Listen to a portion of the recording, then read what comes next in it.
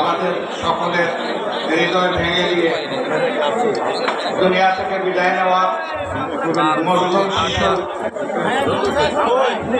আসিয়ার প্রতি সম্মান দেখাতে আমরা এখানে এসেছি। যখন জনগণ কথা বলে তখন তাদেরকে গ্রেফতার করা হয়, কিন্তু এরপরে আর জনগণ কোনো বিচার দেখে না।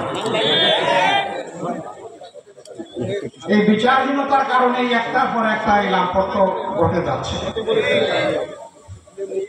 তার পাশাপাশি আমাদের সমাজে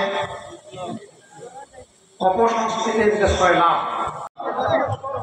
মানুষকে অমানুষ করার জন্য চেষ্টা করছে, সেই জায়গাতেই পরিবর্তন আনতে হবে।